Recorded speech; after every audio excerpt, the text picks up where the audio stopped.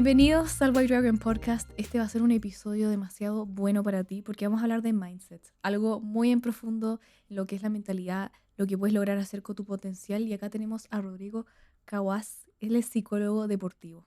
¿Qué mejor para poder entrenar tu mente, para poder entender de qué eres capaz? Vamos a hablar de la perseverancia, la determinación y cómo enfrentarte a los miedos. Quiero destacar a Rodrigo de la importancia de él hoy día para Chile en el deporte. eh, Leyéndote lo siguiente.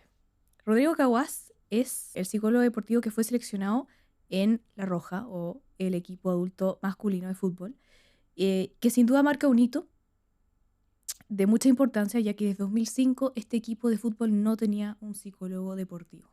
O sea, desde el año pasado, 2024, Rodrigo se une y la idea es seguir cambiando y mejorando a un equipo que para muchos es tremendamente importante.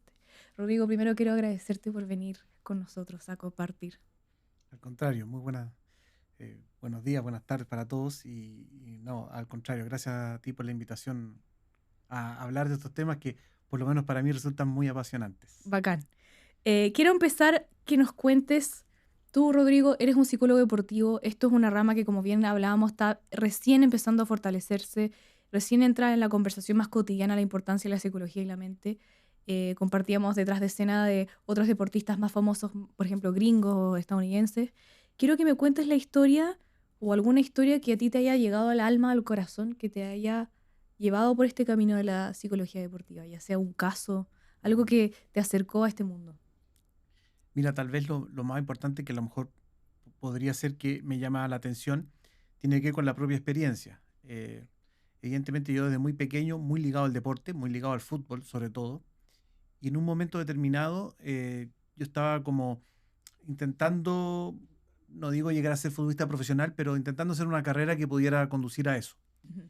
Y en numerosas escuelas de fútbol lo que me pasaba es que yo no hablaba mucho y tenía mucho temor a equivocarme, tenía temor a lo que me podían decir.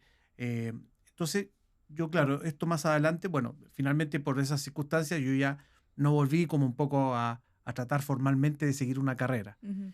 Y claro, yo después con el tiempo me di cuenta que eso tiene que ver con un factor mental que seguramente me pasaba a mí y que le pasa a muchas personas que intentan desarrollarse. Entonces ahí yo empecé a averiguar cuando ya estaba terminando mi escolaridad un poco en esto que se trataba del deporte y me di cuenta que no había mucho. Ujú. Entonces es bien curioso porque yo me dediqué a estudiar psicología ya pensando en dedicarme al deporte. Interesante. Es bien curioso porque típico que los profesores de primer año le preguntan, nos preguntaban, oye, tú, y como que nadie sabía, algunos, sí, me gusta atender personas, que sea un poco la clínica, que es lo más Claro, habitual.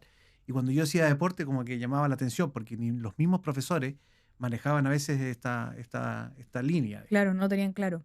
De hecho, probablemente en la universidad donde yo estudié, debo ser el primer psicólogo que se desempeñó en el ámbito del deporte.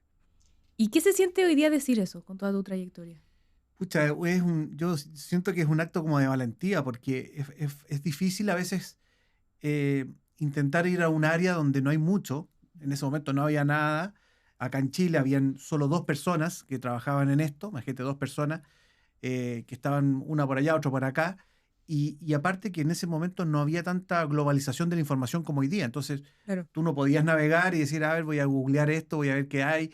Y no estaban la cantidad de cursos de posgrado y todo eso que hoy día sí hay. claro. Entonces fue, la verdad, una apuesta bien, yo la miro para atrás y digo, bastante irracional, porque en el fondo no había como nada en que tomar o apoyarse para poder hacer. Antes de continuar con este episodio, te invito a seguirnos, porque con tu follow podemos seguir creciendo este proyecto, este podcast e invitar a nuevas personas. Con eso, sigamos escuchando. Yo me acuerdo incluso que de los colegas que estaban en ese momento trabajando, uno de ellos yo tenía que perseguirlo y de repente lo esperaba fuera de un lugar y me llevaba a otro lugar que donde él iba a trabajar y entre medio le aprovechaba de preguntar cosas. Entonces fue bien como así, digamos. Ujú. Pero yo hay algo que siempre destaco un poco en lo que he ido desarrollando y es la autodeterminación, que es esta Sí. motivación intrínseca que cada uno tiene para perseguir efectivamente algo que es lo que a uno le gusta. Y creo que eso ha sido la, como la virtud de todo lo que me ha seguido en estos años en este trabajo, digamos. Qué lindo. Me surgen muchas preguntas desde lo que tú primero dijiste, que es la autodeterminación. Pero como detalle, cuando tú nos narras que tenías este susto con el deporte y estabas jugando fútbol, ¿cuántos años tenías? Mira, yo creo que debe haber sido desde los 12 hasta probablemente los 17 años. Ya. O sea, fueron varios años que intentando en distintos lugares, habían muchos temas mentales que me impedían a lo mejor. Mm, Por ahí no era tan talentoso tampoco, pero sí, yo me acuerdo mucho de tener que armarme de mucho valor, por ejemplo, cuando tenía que ir a entrenar, cosas así. claro. Entonces, Ya entrar a la cancha era como difícil. claro, como que esta gente no la conozco, si no juego bien me van a decir algo, el entrenador por ahí, etcétera. Claro, Entonces, qué y sobre todo interesante. que eran entrenadores que en ese momento tenían una pedagogía muy distinta a la que ahora. Claro, totalmente. Vayamos de vuelta a esta palabra tan importante que mencionaste, que es la autodeterminación. Tú hoy día es muy fácil mirar atrás y decir, wow, qué determinado era yo. Pero ¿tú te acuerdas cuando por primera vez te empezaste a relacionar con esa palabra o llegó a tu vida de manera como psicólogo, ya sea estudiando o hubo un momento en el fútbol como entrenando? O, ¿cuándo fue el momento que te diste cuenta que la autodeterminación la tenías o la querías trabajar? Mira, yo creo que en eso pasó algo que yo creo que a todos nos pasa en un momento determinado, que primero tenemos como las sensaciones y después uno encuentra como la palabra que dice, oye, esto en realidad es lo que me pasa a mí, o Claro, esto es lo que yo. Y efectivamente, yo estudiando más adelante un poco los procesos de motivación en los deportistas, ya, habían teorías que hablaban de que primero uno tiene como el refuerzo externo, alguien te lleva o alguien te guía, etcétera, y después uno va desarrollando un poco más esta motivación más interna, ujú, hasta lograr, y hay una teoría que habla un poco de lograr esta autodeterminación, que finalmente uno es el principal motivador de uno mismo, digamos, ¿no? claro, Entonces sí, fue como a partir de esos estudios que yo después digo, bueno, esto en realidad fue lo que a mí me ha sucedido, digamos. claro. Entonces podríamos definir que tu autodeterminación de entrar a psicología y, clara, de alguna forma empezar tu propia carrera en el mundo del deporte es una autodeterminación que viene de dónde o del querer qué. Claro, yo creo un poco de dos cosas, o sea, un poco como te contaba, de esta experiencia que yo digo, bueno, aquí hay factores mentales que influyen un poco en Claro, el ámbito del deporte, claramente, pero también yo observaba lo que pasaba en el deporte en nuestro país, ya, que evidentemente teníamos buenos deportistas, pero que no lográbamos resultados, ya, internacionalmente sobre todo, y no solo en el ámbito del fútbol, sino que también todos ámbitos. claro, por ahí tuvimos año 98 por primera vez, ¿no es cierto?, al número uno del tenis, pero teníamos solamente anteriormente a eso como historia. Sí, Y yo, por ejemplo, leía mucho la prensa ujú, y eran siempre historias como de, tuvimos a punto de, ya, eh, aquí el dicho este de nos faltó la chaucha para el peso, mm, que estaba instalado mucho en nuestro deporte. Entonces sí, decía, aquí hay algo que se tiene que tratar de modificar. O sea, tenemos buenos deportistas o nuestros equipos llegaban a finales pero perdían. Entonces, ya. como que en eso había algo también que indagar y que tratar de hacer.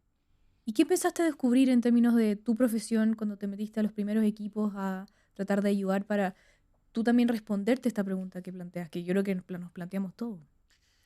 Bueno, lo primero fue algo bien curioso. Yo desde muy pequeño también, en el caso del fútbol, por ejemplo, coleccionaba álbumes. Ujú, Y lo interesante fue que muchos de los entrenadores con los que empecé a trabajar eran personas que yo tenía en mis álbumes como jugadores de sí, fútbol. Entonces, claro, yo decía, bueno, aquí hay algo interesante porque en el fondo estos exjugadores que vivieron un poco esta época o vivieron momentos de mucho problema en ya, términos de que no se lograban resultados, de que claro, resultados negativos sobre todo.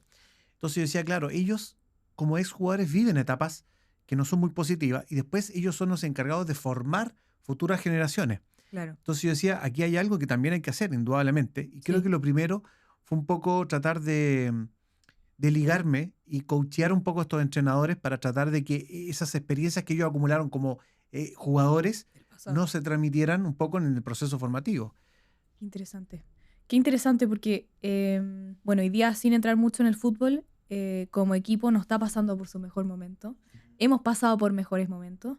Entonces, qué difícil debe ser para el jugador, como para ti en tu caso, empezar a coachar una mente que tiene una historia por detrás. Y que seguramente, no sé si tú me puedes confirmar, entran en sustos, en dudas. Hoy día incluso en las redes sociales la gente es muy violenta. Entonces, cuéntanos un poco como cuál es tu trabajo y qué empiezas tú a hacer con los jugadores, ya sea en equipo o con los propios entrenadores, eh, y qué buscas como empezar a cambiar, a moldear. Mira, a la base de todo esto es importante comprender que nuestro cerebro es mucho más sensible a las dificultades, a los problemas y a las cosas negativas que lo positivo. Sí. tenemos un cerebro que, si uno lo analiza desde un punto de vista antropológico, es un cerebro que se instaló en la cabeza del ser humano para ayudarlo a sobrevivir. Pensemos en el Homo sapiens millones de años atrás.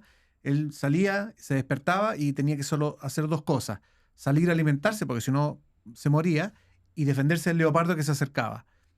Dos actividades que eran absolutamente de sobrevivencia. Entonces, el cerebro que tenemos hoy día no le interesa nada más que nosotros, cada uno de nosotros, lleguemos vivos cada noche. Claro. ¿Ok? Esto hace que el cerebro esté permanentemente alertándonos de posibles dificultades que podrían atentar contra ese objetivo. Ya. ¿Ok? Entonces, en actividades como el fútbol, por ejemplo, y en otras actividades también, obviamente, pero en el fútbol uno ve que indudablemente los deportistas, los jugadores, tienen esta facilidad, entre comillas, dada por esta estructura natural del cerebro, de obviamente fijarse siempre en lo que podría pasar, en lo que podría complicarnos, en las dificultades, en quedarnos estacionados en la zona de confort, en no hacer cambio, sino que tratar de quedarnos acá para en el fondo, asegurarnos la sobrevivencia. Claro. Entonces, lo que intentamos hacer nosotros inicialmente es decir, miren, tenemos un cerebro que se caracteriza así, pero que en el fondo nosotros podemos hacer cambios para intentar que este cerebro salga de esta zona de confort. Claro. Y mi tarea en general es poder, bueno, antes yo decía resetear, hoy día parece que queda mejor dicho hackear el cerebro, para en el fondo tratar de que este cerebro no nos boicotee permanentemente con respecto a las cosas que queremos ir haciendo en el deporte y en la vida, porque esto es válido también para todo lo que hacemos en la vida. Entonces, un poco nuestra tarea es movilizar cerebros. Es que en el fondo nuestra cabeza sea nuestro principal aporte para decir, ok, vamos a hacer este cambio, queremos hacer esto, etc. Entonces ahí es donde un poco está, digamos, esencialmente la tarea. Y nosotros le entregamos herramientas a los entrenadores para que nos ayuden en esa labor, indudablemente. Ya. ¿Nos puedes contar un poco de cómo se ve o se evidencia estas herramientas o estas herramientas para los entrenadores? Claro. En ese sentido, lo que nosotros intentamos hacer primero es como tratar de que los entrenadores siempre logren ver, primero que todo, que es algo que a veces ha sido bien difícil, que logren ver que cada uno es distinto. Un poco pensar en esta idea de como que el cerebro es como una nube, no existe ningún cerebro igual que otro. Exacto. Cada uno aprende distinto, tiene experiencias distintas, tiene formas de acercamiento al aprendizaje distinto, y sobre todo hoy día entregarle mucho la herramienta de trabajar con las emociones. Hoy día sabemos que prácticamente el 90% de las decisiones que todos tomamos en el día a día son emocionales. Sí. O sea, están regidas por el sistema límbico del cerebro. Y fíjate lo que se da también un poco en el deporte, y es que al interior del sistema límbico también se encuentra el hipocampo, que está asociado al aprendizaje. Sí. ¿Ok? Entonces, evidentemente, cuando hay ambientes desfavorables desde el punto de vista emocional, las primeras neuronas en apagarse son las neuronas asociadas al aprendizaje. Claro. Entonces, aquí lo que le transmitimos a los entrenadores es que con un lenguaje negativo, con una comunicación adversa, con el castigo, obviamente la posibilidad de aprendizaje es mucho menor que tratando de estimular, tratando de motivar, tratando de movilizar un poco. Entonces, lo que intentamos es trabajar un poco en eso. Sí. Y en eso tratamos de darle herramientas de liderazgo, de comunicación, en fin, todas estas herramientas con las que, estrategias de motivación, Claro. que son las que los entrenadores hoy día utilizan para poder hacer su trabajo, su labor con los deportistas. Qué interesante lo que tú dices, porque esto se aplica no solo en el deporte, como tú bien dices. O sea, si uno la está pasando mal o te están tratando mal, menos ganas tienes de aprender o de preguntarte qué puedo hacer mejor. O tiene que haber un extra uso de energía mental para decir, bueno, voy a ser mejor persona y voy a buscar ahí cómo hacerlo mejor. Lo pregunto porque yo me imagino como, bueno, yo acá, por ejemplo, llegué a esta entrevista, le contaba a Jassi que tuve una reunión súper difícil en la mañana. Entonces yo tengo que llegar y tengo de alguna forma hacer una pausa o desapegarme de mis problemas anteriores. Y yo creo que para cualquier deportista, como cualquier persona, le pasa lo mismo. ¿Cómo empezamos a hacer? Porque yo te puedo contar de mis propias herramientas, pero quiero escucharte a ti cuáles son los consejos de un psicólogo deportivo en relación a eso, cómo dejamos nuestros problemas fuera de la cancha, por decirlo así. Mira, hay algo que yo siempre le transmito a los deportistas, y es que ellos, cuando salen a competir, hay una parte que es visible. Todos nosotros vemos las jugadas que hacen, el comportamiento que tienen. Es decir, hay una parte visible que es como, pensémoslo como un iceberg, que hay una parte que nosotros vemos, Claro. que es normalmente un porcentaje pequeño, pero hay una gran parte que está sumergida, Sí. que es la parte mayoritaria. Debajo de un poco de lo que nosotros hacemos, de nuestras actitudes, nuestro comportamiento, nuestras conductas, están las emociones. Y debajo de eso están nuestros pensamientos. Ujú, Entonces lo que yo intento transmitirles a ellos es que para yo poder a veces modificar lo que yo hago, yo ujú. tengo que modificar también lo que siento. Ya, Y para modificar lo que siento, yo tengo que modificar lo que pienso. exacto. Igual entre las emociones y los pensamientos es como un loop, o sea, están permanentemente interactuando. Ujú, Pero aquí lo interesante es que ellos comprendan que las emociones no surgen por lo que nos pasan, por las cosas que nos pasan en realidad, sino que surgen por lo que pensamos y cómo interpretamos lo que nos pasa. exacto. Entonces tú, por ejemplo, comentabas esto de la reunión. Evidentemente, si yo puedo reinterpretar la reunión y decir, mira, en realidad a lo mejor yo a esta reunión la pude haber enfocado así, o a lo mejor voy a darle una vista al punto distinta de esta reunión, etcétera. Yo puedo reinterpretar un poquito eso, probablemente mejoras también las Mi, emociones asociadas a eso. totalmente. Y eso hace que tú finalmente puedas tratar de hacer un cortafuego, por así decirlo, entre lo que te pasó y lo que viene, digamos, y Claro, evitar que te interfiera. sí. Eso, claro, aquí en esta tranquilidad de este podcast, claro, lo podemos comentar muy a veces fácilmente. Sí, Es un poco más complicado y a veces requiere de mucho entrenamiento mental. duro. No debe ser fácil para los jugadores ni para nadie. O sea, ¿cuántas veces uno se ha presentado a situaciones que llevas acarreando cosas Mm, familiares, cosas personales, cosas de la pega, por ejemplo, y uno tiene que igual presentar lo mejor de uno? exacto. Como un jugador o como un equipo o como un entrenador, o en este caso tú, que eres parte de, hoy día está enfrentándose a toda esta presión negativa que seguramente tienen muchas personas frente al equipo. Ujú. Bueno, aquí también hay algo que es interesante y es entender que nuestro cerebro en general tiende a rechazar los cambios, sobre todo los cambios inmediatos. Tenemos una tendencia en realidad como a tratar de mantener las cosas y Sí. no hacer cambios. Un poco por lo que conversábamos anteriormente, está como característica del cerebro de ayudarnos en sobrevivencia y tratar de mantener las cosas. Entonces, aquí lo que primero intentamos hacer siempre es plantear desafíos. Ujú, Plantear desafíos. Nosotros hablamos de tener una meta, tener unos objetivos que apunten a esa meta y tener un plan de acción. ujú. Entonces, muchas veces trabajamos un poco con el plan de acción, trabajamos con los objetivos y tratamos de redefinir metas en relación a esto. Y esto es válido pensando un poco en sus carreras profesionales como en el corto plazo, lo que tienen que enfrentar, un partido, una competencia, ahora luego. Entonces, muchas veces el desafío es lo que hace que se movilice el cerebro. El cerebro, la neurología del cerebro, o sea, en el fondo funciona muy bien con dos grandes cosas, con el Mm, gran sueño y con el día a día. Yo puedo tener muy claro lo que quiero en un año más, pero si yo no movilizo a esa cabeza en el día a día, pues realmente no me va a ayudar mucho. Y al mm, revés también, si yo me movilizo solo en el día a día, pero no tengo una direccionalidad, entonces la dirección es muy importante. Y mm, eso es lo que nosotros tratamos de darle siempre a los deportistas, más allá sí, de que tengan resultados adversos y que por ahí no se estén cumpliendo algunas cosas, tratamos siempre de que sigan con un desafío, ya. eh, con alguna propuesta en términos de objetivos y sus metas. Claro, o sea, se tiene una promesa en el equipo que cada persona está constantemente siendo desafiada versus, o sea, para llegar a este objetivo tan grande. En eso mismo, yo para esta entrevista me preparé con unos amigos y hice algo que no hacía hace mucho, que era preguntarle a mis amigos hombres, como que qué es lo que les gustaría escuchar de ti. Entonces acá va un amigo que sabe quién es. Em, y tiene un poco que ver con esto, que es como ya, perfecto, yo tengo un desafío súper grande, estoy haciendo todo lo posible. Por ejemplo, correr una maratón, que también vi que tú estás en eso. Correr una maratón es un desafío súper grande, son 42 kilómetros, eso es mucho tiempo. Ujú, Y si uno está en la mitad de un entrenamiento, eres constante, estás haciendo todo lo posible, pero no estás viendo resultados. ujú. ¿Qué es lo que se le tiene que uno decir a su mente o cuál es la actitud que tú tomarías como coach y como psicólogo deportivo en este momento? Claro, en el fondo, mira, interesante un poco el ejemplo que tú das, porque yo creo que el running se instaló como un segundo deporte en Chile durante varios años. Hoy día Ujú, entiendo que es el padre del segundo deporte, después del fútbol, porque en realidad es un deporte que genera muchas posibilidades de cambio.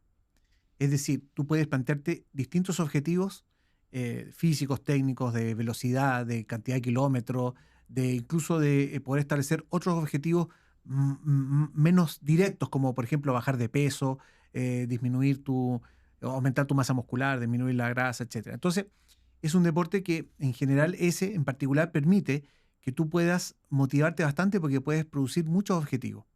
Entonces, en el fondo, el desafío siempre está en cómo yo logro en el running o en otros deportes, siempre mantener varios desafíos que a mí ujú, me permitan ir jugando un poquito con eso. ya.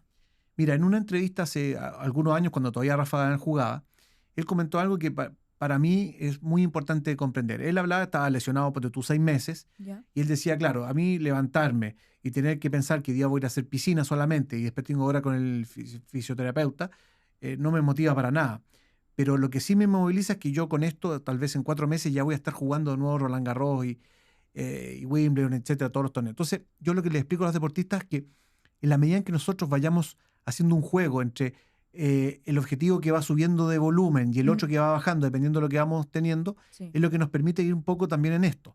Por supuesto que a veces nos movilizan mucho más objetivos muy a corto plazo, a lo mejor un partido que tengo en 4 días más, y a lo mejor en esto me motiva más que al término de la temporada voy a tener posibilidades de irme a jugar a Europa.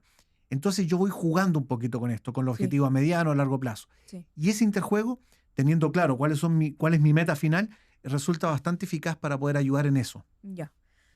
En otras palabras, y para resumirle a mi amigo, que le dedicamos esta respuesta, es no dejarse llevar como tanto por el presente y ir adecuando un poco esas metas a largo y corto plazo para no perder de foco o de mira que en verdad estás mejorando o estás dándolo todo. O sea, si tú piensas, por ejemplo, un deportista olímpico que tiene Juegos Olímpicos cada 4 años, imagínate si nosotros en el año 1 o año 0 le decimos ya, vamos a empezar a prepararnos para los Juegos Olímpicos de Los Ángeles. Me decir, pero quedan 4 años, o sea, ¿cómo me voy a...? Entonces no es posible. O sea, evidentemente, vuelvo un poco en la idea de que para nuestra cabeza es muy importante el corto, el mediano y largo plazo y cómo yo voy jugando dándole importancia tal vez a uno primero, después a otro y etcétera, dependiendo un poco de lo que va pasando. Claro, totalmente. Me gusta mucho eso. Quiero hablar un poco de tu experiencia en relación a una cosa que me fascina a mí, que es cuando el cuerpo empieza a querer decir que no, pero la mente tiene que forzar a decir que sí. O sea, yo creo que ahí es cuando se traspasan los límites. Que eso puede ser en todo sentido. Obviamente estamos hablando del deporte, pero eso puede ser con las metas de alguien que quiere que lo asciendan o quiere empezar un proyecto, quiere emprender.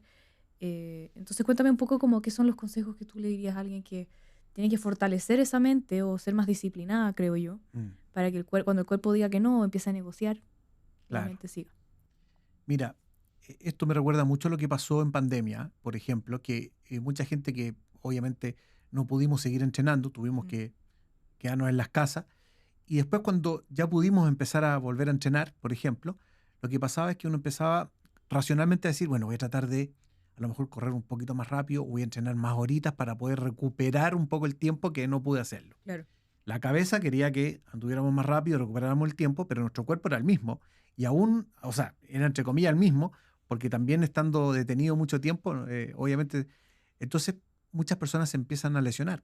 Porque claro, obviamente querían hacer más, pero el cuerpo no estaba preparado para acompañar ese más. Claro. Entonces aquí es muy importante la planificación. Esto que de repente suena como que no, pero es que planificar es muy importante para poder atenerse a un plan, para poder incluso tener la posibilidad de decir, bueno, si no se está cumpliendo este plan, puedo hacer este otro, porque en el fondo lo que yo tengo claro es que tengo que llegar acá. Si esto no me está permitiendo llegar acá, bueno, tendré esto otro, tendré esto otro. Claro. Entonces, evidentemente, ahí es donde es importante la planificación. Y la planificación, sobre todo, centrado en lo que yo puedo hacer. Bueno, ahí hay una regla que yo enseño mucho en el deporte, que es esta regla SMART, ¿no es cierto? Que es un acrónimo, donde es importante que yo pueda evaluar lo que está planificado, que yo sea específico, Claro. que sea alcanzable, bueno, un poco lo que plantea la regla SMART, sobre todo que se incorpore el tiempo. Eso también para la cabeza es muy importante. Si mira, yo en una semana quiero lograr esto, en 2 semanas esto, si no está esto, bueno, vuelvo a reformular, etcétera, pero es muy importante en la disciplina mantener esa planificación. Qué importante, porque la planificación es tan medible. O sea, incluso acá nosotros con este podcast tenemos una estrategia, tenemos una planificación, vamos todas las semanas con metas chicas, después evaluamos en un mes qué va funcionando. Entonces, qué importante es como poder plantear eso y plasmarlo en todo. Especialmente cuando la mente tiene que ser más rígida o acordarse de lo que está trabajando.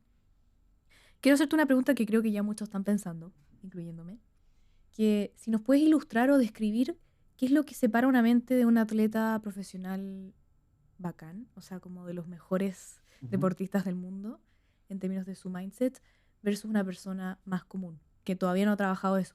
Perfecto. Mira, antes de responder directamente a esa pregunta, quiero Sí. simplemente aclarar un concepto que es bueno aclarárselo a todos, que es la diferencia entre la mente y el cerebro. Sí. El cerebro es el órgano físico. Si yo pudiera abrir tu cabeza, ¿no es cierto? Y ver lo que hay adentro, veríamos este cerebro, veríamos las conexiones neuronales, veríamos neuronas, astrocitos, bueno, en fin, todo lo que está dentro. Y la mente son nuestros pensamientos, nuestras emociones. Ujú. Durante muchos años funcionamos con un paradigma que se llamaba paradigma unidireccional, que cualquier daño a nivel cerebral afectaba nuestra vida. Por ejemplo, si yo tomo un cerebro y golpeo justo la parte encargada del lenguaje, Ujú. me iba a costar comunicarme como ser humano. Pero fíjate, lo interesante es que en los últimos años se pudo determinar, ya de manera científica, que todo lo que tú piensas y todas tus emociones tienen la capacidad de cambiar física y funcionalmente tu cerebro. Wow. Esto es muy interesante porque esto puede ocurrir incluso hasta el último día de tu vida. Bien interesante porque también se nos decía que si el cerebro no era estimulado hasta una cierta edad, como que ya después no teníamos... Y a veces me pasa que yo trabajando con deportistas me dicen, deportistas de 36 años, 37, que están a la puerta un poco el retiro, me dicen, no, trabaja con los jóvenes, yo ya no tengo caso, o sea, como... Mm. Y yo les digo, no, tú puedes seguir cambiando hasta el último día de tu vida. Entonces, ese concepto es importante, un poco para entender la idea de que el concepto de fortaleza mental, que es un poco lo que diferencia el deportista que tiene un mindset potente, tiene que ver básicamente con el porcentaje del cerebro que utilizamos. Ya. Aquí también hay algo que durante muchos años erradamente se pensaba, y se pensaba porque no teníamos tecnología para comprobarlo y ahora sí, que es que nosotros podemos ocupar el 100% del cerebro. Antes se nos decía, no, mira, tú independiente de lo que estudies, lo que Con hagas, suerte. un 10, un 15%. Sí. Lo cual era súper autolimitante, porque si tú, por ejemplo, no sé, Qué vas desilusión. y como que era como que, no sé, yo pienso en compras un departamento, una casa, y el tipo que te lo vendía te decía, mira, tú puedes ocupar tu habitación, el baño y la cocina, no puedes ocupar nada más. Yo decía, pero ¿cómo? O sea, estoy comprando un inmueble grande y solamente puedo ocupar esto. Un poco eso nos pasaba. Hoy día la neurociencia demostró que podemos ocupar todo el cerebro, pero aquí viene lo interesante, por un tema de consumo de oxígeno y glucosa, que es lo que moviliza el cerebro en términos físicos, no podemos ocuparlo más de un 2%. A Es la vez. decir, en este momento, mientras nosotros estamos conversando, ocupamos solo un 2% Claro. máximo, ¿vale? Ujú. Pero ahí está lo entretenido en el deporte, y es que si yo entro a competir, por ejemplo, y entro a competir y estoy pensando en una pelea que tuve con mi pareja, ya no estoy ocupando un 2%, estoy ocupando un 1,8, un 1,7, esto no es así, pero para que se entienda, porque hay un porcentaje de mi cerebro que está todavía pendiente de esta conversación, esta pelea que tuve. Ujú. Si más encima, mientras voy compitiendo, me equivoco en alguna serie de, no sé, en el caso del fútbol me equivoco en un pase o remato y me frustro, esa emoción me va a seguir restando un poquito más, me va Ujú. a comer otro grupo de neuronas, Sí. entonces ya voy a tener un 1,5, un 1,2. Mm. Y eso es, en el fondo, la ventaja que da un deportista que no puede, de alguna forma, utilizar ese 2% al 100% versus el otro que sí tiene esa posibilidad. Y eso es parte de lo que hacemos nosotros. El entrenamiento Claro. mental es tratar de que tú puedas utilizar ese 2% al 100% en cada cosa que uno hace en la vida, en el fondo. Claro. O sea, como poder dedicarle tu 100% de enfoque a lo que estás presente y no estar así como contaminado o acarreando cosas del pasado o lo que sea. Y por eso es que la técnica que hoy día tiene más evidencia científica acerca del beneficio es el mindfulness. Porque esta es la técnica que en el fondo a ti te permite Mira. permanecer en el presente, consciente de lo que estás haciendo y evitando que tu cerebro rumee, o sea, decir que te quedes pegada un poco con los errores, Ujú. o que esté pensando, adelantándose un poco en el qué podría pasar si yo hago esto, hago lo otro. Entonces, lo que hace el mindfulness es desarrollar un poco la capacidad de poder estar focalizado en el presente. Increíble. Qué increíble y qué motivante, porque creo que lo que tú hablas es una invitación a todos los que nos están escuchando, que primero esto que te diferencia de uno de los más grandes deportistas es como esto, el foco, la presencia, el estar acá sin estar contaminado, lo que sea, porque todos tenemos excusa. Y qué bacán que algo que hoy día es una herramienta que se está de a poco hablando cada vez más, el mindfulness, es una herramienta bastante simple, o sea, de fácil acceso que todo el mundo podría hacerlo. Exactamente. ¿Qué estrategias o qué techniques o qué tips nos darías ahora para la persona que te está escuchando para empezar a practicar de esto o acercarse a esto? Bueno, hay dos cosas que son sencillas de hacer y que uno las puede hacer en cualquier momento. Primero, estar muy consciente de lo que uno está pensando. O sea, yo creo que en la medida en que uno pueda incluso anotar, registrar los tipos de pensamiento, la calidad de tus pensamientos, la frecuencia de tus pensamientos con respecto a todo lo que vas haciendo, te va a ayudar a entender mucho por qué actúas de la forma que actúas. Ujú. O sea, cuando yo, por ejemplo, no sé, traté mal a una persona, le grité y yo después me pongo a pensar y digo, a ver qué pensamientos tuve antes, probablemente es la clave que te indica, oye, a lo mejor esto lo pude haber gestionado mejor simplemente con pensar distinto. Claro. Y lo segundo, que también es algo que está, yo diría, entró muy fuertemente junto con el mindfulness, es la respiración consciente. Y hoy día, por ejemplo, neurociencia nos plantea que nosotros respiramos de una manera muy errada, tomando aire por la nariz, botando por la boca, que es lo que siempre se nos dijo. Hoy día neurociencia pudo de alguna forma demostrar que la respiración ideal es tomando 6 segundos para respirar por tu nariz y botando 6 segundos también por la nariz, es decir, todo por nariz. Esto te asegura, por ejemplo, que tú tengas más limpieza de tu cerebro. Aquí es importante comentar que el cerebro es probablemente uno de los órganos más tóxicos de nuestro cuerpo, porque cuando tú estás con muchos pensamientos, sobre todo a veces pensamientos que no son tan positivos, digamos, el cerebro va generando muchos desechos neuronales, como mucha basura. Y la forma eficaz de poder limpiar eso es a través de la respiración. Qué increíble. Por eso es que, por ejemplo, es muy recomendable que antes de una entrevista, antes de una conversación, los deportistas también antes de una competencia, de una situación como por ejemplo puede ser la definición de penales en el fútbol, se recomienda hacer un ejercicio de respiración, porque con eso te aseguras que tu cerebro se limpie y te asegura una segunda cosa que es muy importante, que es que en vez de tener 400 neuronas encendidas para poder patear bien un penal, tengas 4000 neuronas encendidas y puedas tomar mejor la decisión. ¿Y cuánto tiempo crees tú, o sea, cuál es el ejercicio que se recomienda en esta respiración de 6 y votar en 6? ¿Cuántas, o sea, 3 respiraciones o 1 minuto? Mira, lo importante es que en el fondo tú puedas ir trabajando este ejercicio de respiración en todos los momentos que necesites, como tomar la pausa, en el fondo. Claro.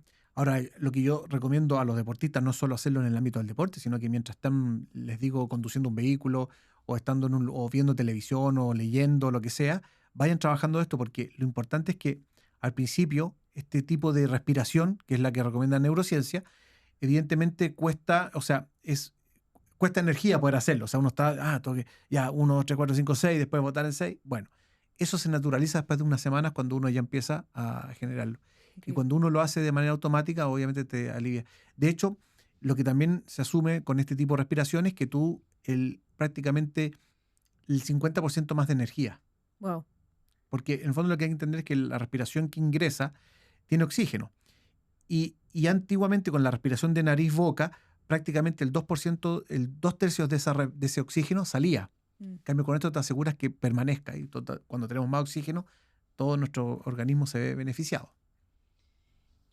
Bueno, me voló la cabeza lo que me dijiste, porque encuentro increíble cómo la respiración, que es algo tan natural o tan automático muchas veces, tengo hoy día la capacidad de beneficiarte en tu cerebro y en la forma que tú piensas, incluso con la calidad de tus pensamientos, como tú también hablabas. O sea, me cuestiono las veces que uno se trata tan mal, se llena de inseguridades, de miedos, y ahí va después voy a tirar una pregunta acerca del miedo, porque lo introducimos en este podcast. Pero cómo uno tiene la posibilidad de contaminarse con pensamientos, pero tiene la capacidad de limpiarse de alguna forma con la respiración. Y eso es como tan tangible, es un consejo tan a la mano. O sea, es como que lo voy a hacer ahora. Después de Fácil esto. de hacer Sí. y fácil de poder aplicar y hacerlo en cualquier momento del día. Exacto. Eso es importante. Increíble. ¿Me puedes contar un poco cuáles son los miedos que los deportistas hoy día se enfrentan? ¿Y de qué manera tú los coacheas en esos miedos en específico? Mira, parto explicándoles a ellos de que el miedo evidentemente, también tiene que ver mucho con lo que conversábamos anteriormente, que tiene que ver con los pensamientos. Claro. Nosotros tenemos una estructura en nuestra cabeza, en nuestro cerebro, que se llama amígdala cerebral, ¿vale? Esta amígdala cumplió un rol muy importante al ser humano en los inicios, porque era lo que permitía que este ser humano pudiera salir escapando cuando se acercaba el leopardo que quería devorarlo. Evidentemente la amígdala tiene un rol importante en la sobrevivencia, pero hoy día también tiene un rol, yo diría, exageradamente importante, a veces de asustarnos mucho más de lo que realmente las cosas... Totalmente. Tenemos como un efecto lupa, que digo yo, del cerebro, que a veces vemos cosas y tendemos a exagerar. De hecho, hay estudios de que gran parte de los pensamientos que tenemos acerca de las cosas que podrían sucedernos es un porcentaje muy, muy bajo de las que realmente suceden. O sea, tendemos a pensar mucho más de lo que realmente Podría ocurre. pasar, sí. Y esto es por acción un poco de la amígdala, que está permanentemente alertándonos de que pasa esto, de que puede pasar esto otro, etc. Pero resulta que la información que llega a la amígdala es porque nosotros tenemos una especie de radar, Ujú, ujú, que va recogiendo toda la información que está a tu alrededor. ujú, Entonces, claro, nosotros a veces tenemos miedo a una competencia porque este radar empieza a decirte, ojo, que te vas a enfrentar a un deportista muy bueno en un escenario muy difícil, con un clima muy complejo. Te empieza a tirar como pequeñas bombitas, que digo yo, y ese es el radar que nosotros intentamos trabajar con el deportista. Es decir, nosotros no podríamos intervenir al deportista para modificar la amígdala cerebral, ¿no? Sino lo que tendríamos que hacer es cómo modificamos la información que llega a esa amígdala, mm, trabajando con este radar. Y esto tiene que ver mucho porque además este radar no solo te transmite la información que puede existir en el presente, sino que además es muy perverso porque además te entrega información pasada. Te dice, mira, y más encima tú con este rival nunca has ganado, en este mismo escenario tú ya has perdido muchas veces, o sea, te claro. recuerda cosas. Entonces, lo primero es, un poco lo que tratamos de recomendar ahí es reinterpretar cosas que ocurrieron anteriormente. Mm, Incluso las negativas uno puede ser momentos de mucha construcción, es decir, tratar de reinterpretarlas, de verlas desde otro punto de vista, para que no quedarse solo con que en el partido anterior o en la competencia anterior fue algo negativo. Y lo segundo es tratar de también equilibrar conscientemente a cosas positivas. Pero esta semana me preparé bien. eh, Además, esta semana ahí tuve, no sé, 3 sesiones con el psicólogo, entonces me pude preparar mejor. claro, También detenerse conscientemente en aquellas cosas positivas que el cerebro por sí solo no lo va a hacer. claro. Evidentemente el cerebro va a tender a recordarte y a potenciarte mucho más las cosas que podrían afectarte. En cambio nosotros conscientemente trabajar un poco en eso. Ujú, Entonces ahí es donde está el equilibrio que podemos hacer. Y cuando llega una información más equilibrada a la amígdala, por ahí evidentemente tenemos menos posibilidades de que esto pueda afectarnos. claro. ¿Tú crees que todos los deportistas tienen miedo hasta el día de hoy?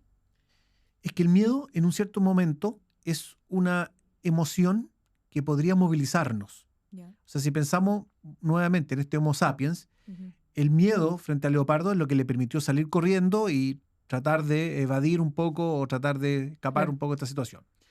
El miedo actualmente en nuestra sociedad también es lo que nos permite poder movilizarnos. Lo que pasa es que hay un límite en que ya puede empezar a paralizarnos. Ujú, ¿Cuál es ese límite? No lo sabemos. Cada uno tenemos límites distintos y sobre todo, frente a distintas situaciones, nuestros límites pueden ser muy distintos, sí, dependiendo de nuestras destrezas. A lo mejor yo hacer una charla para 500 personas no me genera tanto miedo. Para otra persona hacer solo una charla para 20 personas ya genera mucho miedo. Entonces, a lo mejor tiene que ver un poco con las experiencias que uno tiene, la preparación que uno siente, el nivel de confianza, el nivel de preparación que uno siente. mm, Todo eso es lo que va permitiendo que una situación pasando ese límite pueda generarte un temor paralizante o simplemente un temor que te moviliza. claro. Quiero hacerte y detenerme en esta pregunta porque hablamos mucho del miedo en este podcast y yo sé que para algunos que escuchan puede ser que no se sientan conectados con un miedo hacia el deporte o una competencia, pero sí miedo a empezar algo nuevo, algo distinto, Ujú. conversar con alguien en específico o miedo a simplemente empezar. Entonces, ¿tú qué sería lo que tú le dirías a alguien ya como de alguna forma coachándolo para que se movilice? Mira, ahí un poco también lo que podríamos recomendar tiene que ver con que en general para poder salir un poco de esta zona de confort y a través de hacer cosas distintas y reducir el temor, inicialmente sería bueno varias cosas. Y lo conversábamos antes de iniciar, ¿no? Esto de las neuronas de espejo, es muy importante. Yo cuando veo a otras personas hacer cosas, por ejemplo, de las que voy a hacer, Claro. me puede ayudar mucho a recibir esa información, a absorberla y tratar de yo intentar hacerlo. Mm, Esto, por ejemplo, en el deporte se utiliza mucho para imitar gestos técnicos, o sea, los ujú, jugadores lo hacen, ven tal jugador hacerlo y intentan hacerlo hasta que les resulta. Bueno, también ocurre en nuestras actividades de la vida. Entonces también ahí es muy importante ver, eh, tomar modelos con respecto a lo que voy a hacer y a partir de eso ver qué cosas yo podría intentar hacer, empezando con una situación muy progresiva y sobre todo planificando, que es lo que conversábamos. Muy excelente, importante. excelente. Eso es muy importante. Sí. Me gusta este plan, porque primero es buscar un ejemplo de alguien que te compruebe un poco. Ujú. Segundo, hacer un plan y tener metas progresivas. O sea, no ir de 0 a 100. Por eso es que, así como conversamos un ratito, el running ha sido un deporte muy bueno para muchos, porque el running es claramente un deporte que te permite ir con metas progresivas, que es Sí, fantástico para el cerebro. sí. Te quiero preguntar a ti, volviendo a tu carrera, ¿quiénes fueron tus modelos? ¿Quién te mostró que lo que tú querías hacer era posible? Mira, yo no sé si verdaderamente tengo algún modelo muy marcado. Sí tengo distintas cosas que me fueron inculcando, sobre todo mis padres. Ujú, Eh, yo, eh, Mi papá fue ingeniero civil en hidráulica, entonces fue muy, muy lógico, muy matemático. Y en ese sentido creo que heredé mucho el tema de trabajar con disciplina y muy planificadamente. ujú, Y tengo una madre que dedicada un poco a temas de orientación familiar, entonces mucho más humanista, donde también me inculcó el valor de aprender, de entender los contextos donde estoy, de estudiar no solo pensando en algo específico, sino que también entendiendo un poco la globalidad. Entonces creo que con eso fui construyendo un poquito esta idea de cosas que creo que me sirvieron durante toda mi vida. Yo hoy día, por ejemplo, me levanto 5, 5:30 a estudiar hasta las 7, que es una buena hora porque no eres molestado, uno puede estar en tranquilidad. Entonces, esa disciplina es lo que también me ha permitido poder también yo ir creciendo, sobre todo con lo que va apareciendo y con la información que en el fondo uno no obtuvo en su pregrado, digamos, ¿no? Entonces, mm, creo que son cosas que más que tener un modelo en sí mismo, es como estas cosas, estas habilidades o estos conocimientos que te fueron inculcando un poco. qué bacán. Para alguien que está empezando en este mundo, ya escuchó hasta acá el episodio, ¿cuáles fueron para ti los cambios en tus pensamientos? ¿O qué cambios de pensamiento hiciste que te empezaron a habilitar tu forma de ir progresivamente avanzando, ya sea en tu carrera como a nivel deportivo? Bueno, creo que a mí me movilizó mucho, primero, tener una rigurosidad en el estudio, creo que eso me movilizó mucho. O sea, eh, bueno, de hecho, la lectura, por ejemplo, el aprendizaje está considerado como una de las cosas que más genera cambios a Mm, nivel cerebral.